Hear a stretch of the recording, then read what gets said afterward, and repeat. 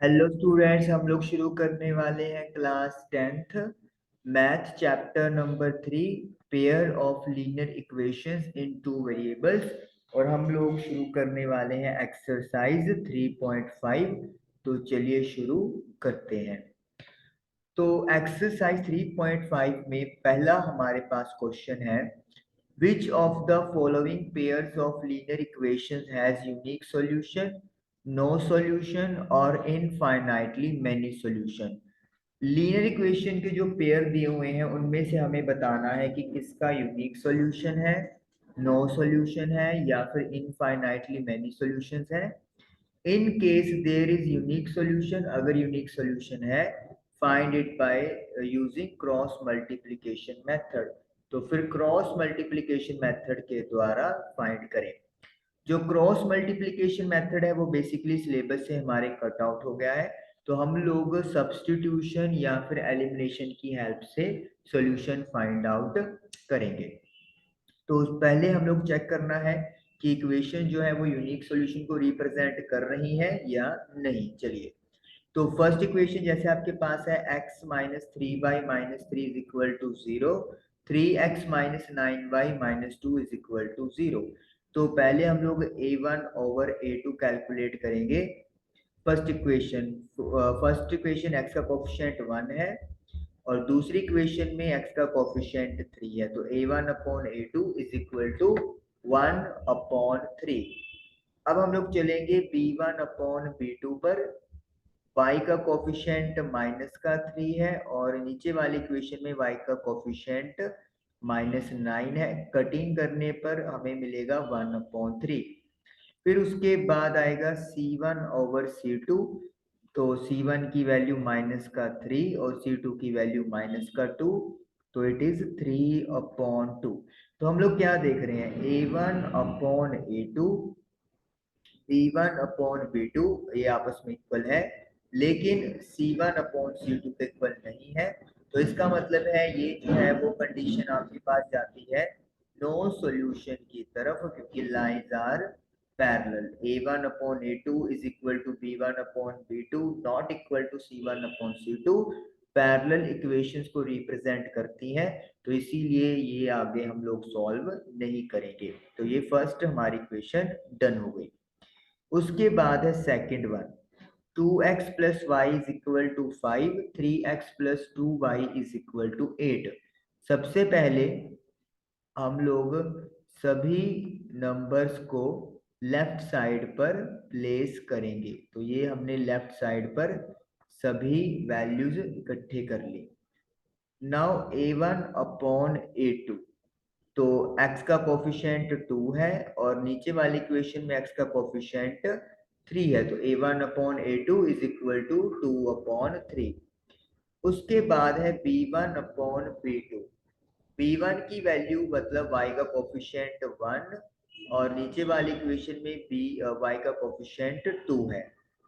Then c1 upon c2, यहाँ पर constant -5 है और नीचे वाली इक्वेशन में माइनस का 8 है। तो यानी कि 5 अपॉन 8 हो गया। तो यहाँ पे हम लोग क्लियरली देख सकते हैं कि जो a1 अपॉन a2 है वो b1 अपॉन b2 के इक्वल नहीं आया। तो इसका मतलब है यहाँ पर इंटरसेक्टिंग लाइंस बनेगी और इसका यूनिक सॉल्यूशन होता है। तो इसका मतलब है अब इसे हम लोग आगे सॉल्व कर सकते हैं। चलिए, तो यूनिक सॉल्यूशन मिल गया। अब हम लोग इसको आगे सॉल्व करेंगे। अगर मैं एलिमिनेशन मेथड यहाँ पर यूज करता हूँ तो व्हाट विल आई डू। यहाँ पर देखिए y का कोफिशिएंट 1 है, यहाँ पर y का कोफिशिएंट 2 है। तो मैं फर्स्ट इक्वेशन को 2 से मल्टीप्लाई कर दूंगा। तो 2 into two 4x, 2 into y 2y, 5 into two 10। और नीचे वाला जो इक्वेशन है उसे सेम टू सेम हम लोग लिख देंगे। साइन चेंज हो जाएंगे। 4x में से 3x माइनस करेंगे 1x, 2y में से 2y कैंसिल, 10 में से 8 गया 2। तो x की वैल्यू हमारे पास क्या आ गई, 2 आ गई। अब x की वैल्यू जो 2 है वो किसी भी इक्वेशन में पुट करते हैं। सपोज करो मैंने ये फर्स्ट में ही पुट कर दिया, put x is equal to 2 in 1। तो 2 मल्टीप्लाई बाई एक्स प्लस का y is equal to 5। 2 multiply by 2 4, तो y की जो वैल्यू है वो अपने पास आ गई 5 minus 4 that is equal to 1। तो x की वैल्यू 2 और y की वैल्यू 1, हमारा आंसर आ गई। और इस तरीके से सेकंड पार्ट भी हम लोगों का डन हो गया।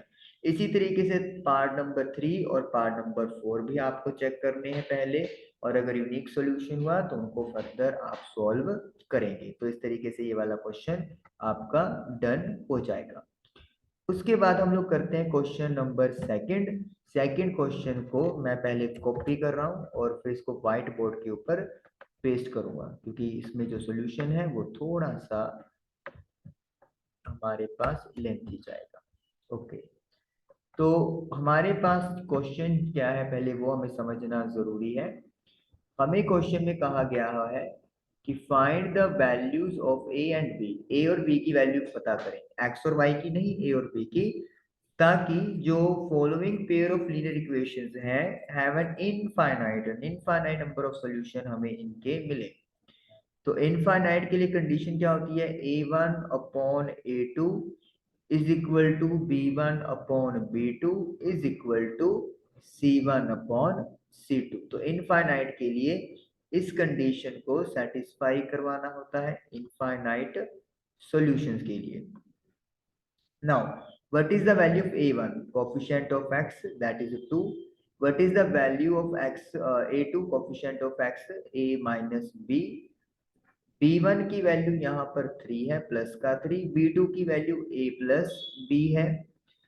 c1 कांस्टेंट, जब आप उसको शिफ्ट करोगे लेफ्ट साइड की तरफ तो इट विल बी माइनस का 7, और c2 में जब हम लोग शिफ्ट करेंगे तो 3 ये नेगेटिव का हो जाएगा, b भी नेगेटिव का हो जाएगा, 2 प्लस का हो जाएगा।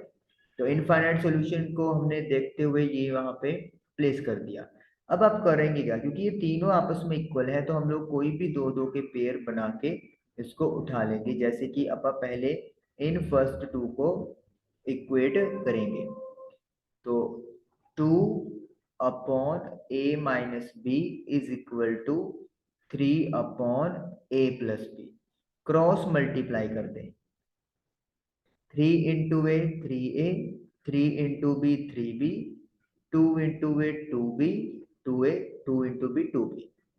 तो a वाले एक तरफ कर दे एंड b, सॉरी, a वाले एक तरफ कर दे और b वाले एक साइड कर दे। तो 2a में 3a में से 1 2a गया 1a और 3b प्लस 2b 5b, तो a की वैल्यू 5b आ गई। अब हम लोग क्या करेंगे, दूसरा पेयर उठा लेते हैं, कोई भी जो बाकी दो बच गए, जैसे मैं सेकंड और थर्ड को यहाँ पर इक्वेट कर रहा हूँ।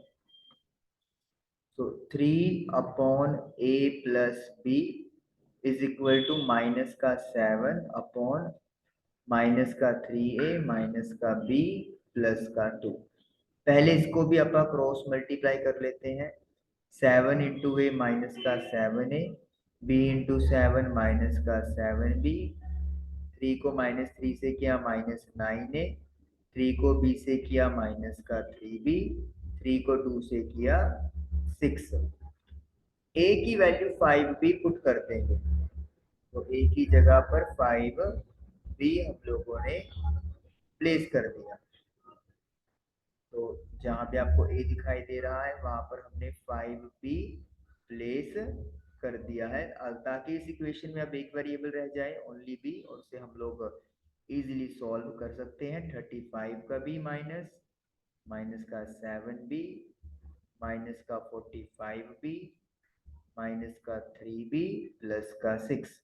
35 और 7 42 हो गया, 45 और 3 ऐड हो जाएंगे, ये भी 48 हो गया, प्लस का 6। अब 48b को शिफ्ट कर दें लेफ्ट साइड की तरफ, इज इक्वल टू 6। तो 6b जो है वो 6 के इक्वल आ गया, तो b की जो वैल्यू है वो 6 अपॉन 6 यानी कि 1 के इक्वल हो गई। तो b जो है वो हमारा 1 आ गया। अब put b is equal to 1 in a is equal to 5b। तो b की जगह पर अपन 1 रख देंगे, तो 5 मल्टीप्लाई बाई 1 5। तो इस तरीके से हमारे पास आंसर आ गए, a की वैल्यू 5 और b की वैल्यू 1। याद रखिए हमने कोई एलिमिनेशन या सब्स्टिट्यूशन मेथड यूज नहीं किया, क्योंकि हम लोग x और y नहीं फाइंड कर रहे हैं, हम लोग a और b फाइंड कर रहे हैं। और कंडीशन क्या है, इनफाइनाइट नंबर ऑफ सॉल्यूशंस। तो इस तरीके से सेकंड क्वेश्चन का फर्स्ट पार्ट हम लोगों का डन होगा। ओके, अब चलते हैं दोबारा से अपनी बुक के ऊपर। सेकंड पार्ट एक और है, तो उसे भी हम लोग करेंगे। पहले इसको अपन कॉपी करते हैं, फिर उसके बाद हम लोग इसको समझेंगे और सॉल्व करेंगे।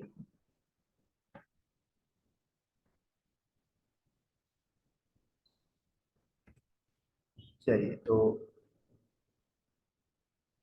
ये हमारे पास क्वेश्चन है, for which value of k की किस वैल्यू के लिए following pair of linear equation have no solution, कोई सॉल्यूशन नहीं होगा इन इक्वेशंस के लिए, के की वैल्यू पता करनी है। अगर कोई सॉल्यूशन नहीं है तो what is the condition, a1 upon a2 is equal to b1 upon b2 should not be equal to c1 upon c2 for no solution, कोई भी जब सॉल्यूशन ना हो। तो वैल्यूज पुट करते हैं, a1 की जगह x का कोफिशिएंट 3, a2 आ जाएगा 2k-1, b1 है y का कोफिशिएंट, b2 है k-1, c1 not equal to 1, उधर जाके नेगेटिव तो माइनस का 1, c2 हो जाएगा माइनस का 2k माइनस का 1। तो ये हमारे पास a1 a2 b1 b2 c1 c2 हमने वैल्यूज पुट कर दी। अब हम लोग क्या करेंगे, अब हम लोग फर्स्ट पेयर को उठा लेते हैं। तो फर्स्ट पेयर को जब उठाएंगे हम लोग, तो क्या बन रहा है मेरे पास, 3/2k-1 is equal to 1/k-1। Cross multiply कर दे, 2k को 1 से किया 2k माइनस का 1, 3k माइनस का 3, के वाले एक तरफ कर लेंगे और जो कांस्टेंट है उनको एक तरफ कर लेंगे। तो माइनस के इज इक्वल टू माइनस का 2, यानी कि के की वैल्यू हमारे पास आंसर आ गया 2, यानी कि के की वैल्यू 2 अगर पुट होगी तो इनका कोई सॉल्यूशन नहीं होगा। अब यहाँ पे अपना आंसर तो वैसे खत्म हो गया, लेकिन जो ये दूसरा और तीसरा जो अपने पास बचा है, हम लोग इसको भी क्या करेंगे, सॉल्व करेंगे के की वैल्यू के लिए। और वहां पे जो के की वैल्यू आएगी वो आएगी नॉट इक्वल टू, मतलब के की वैल्यू ये नहीं होनी चाहिए। मैं आपको बताता हूँ कि क्या मतलब कहना मैं क्या चाहता हूँ, 1/k-1 should not be equal to 1/-2k-1। इसका क्रॉस मल्टीप्लाई करोगे तो यू विल गेट माइनस का 2k माइनस का 1 नॉट इक्वल टू माइनस का k प्लस का 1। इसका मल्टीप्लाई 1 से किया और इसका मल्टीप्लाई -1 से किया। अब के वाले एक तरफ कर लो, नॉट इक्वल टू का साइन, और जो कॉन्स्टेंट्स है उनको अलग कर लें। 2k और k आपका बन जाएगा माइनस प्लस होने की वजह से माइनस, तो माइनस का 1k इज इक्वल टू 2, और वही कैसे k is equal to minus का 2, तो k की वैल्यू माइनस का 2 हमारे पास नॉट इक्वल टू, तो मतलब k की वैल्यू हमने माइनस का 2 नहीं पुट करनी, और k की वैल्यू हम लोग 2 पुट करेंगे, ताकि लीनियर इक्वेशन का कोई सॉल्यूशन ना हो। तो इस तरीके से आपका सेकंड का सेकंड पार्ट भी डन हो गया। चलिए, अब चलते हैं दोबारा बुक के पेज पे और थर्ड क्वेश्चन देखते हैं कि हमारे पास क्या है। थर्ड क्वेश्चन है, solve the following pair equation by substitution and cross multiplication method. दो इक्वेशन दी हुई है तो इनको सॉल्व करना है, सब्स्टिट्यूशन मेथड तो है लेकिन क्रॉस आपके सिलेबस से कट हो गया, तो इजीली आप इसको पूरा कंप्लीट कर लोगे। तो इस तरीके से हम लोगों ने क्वेश्चन नंबर 1, 2 और 3 डिस्कस किए। आई होप कि आपको ये तीनों क्वेश्चंस क्लियर हुए होंगे। Thank you for watching the video. Next session में हम लोग स्टेटमेंट्स वाले क्वेश्चन कंटिन्यू करेंगे। Thank you for watching that video, और इन क्वेश्चंस की रिवीजन जरूर करेंगे। अगले सेशन में फिर आपसे मुलाकात होगी, तब तक के लिए हंसते रहिए, खेलते रहिए और पढ़ाई करते रहिए। क्योंकि जरूरी है। Thank you.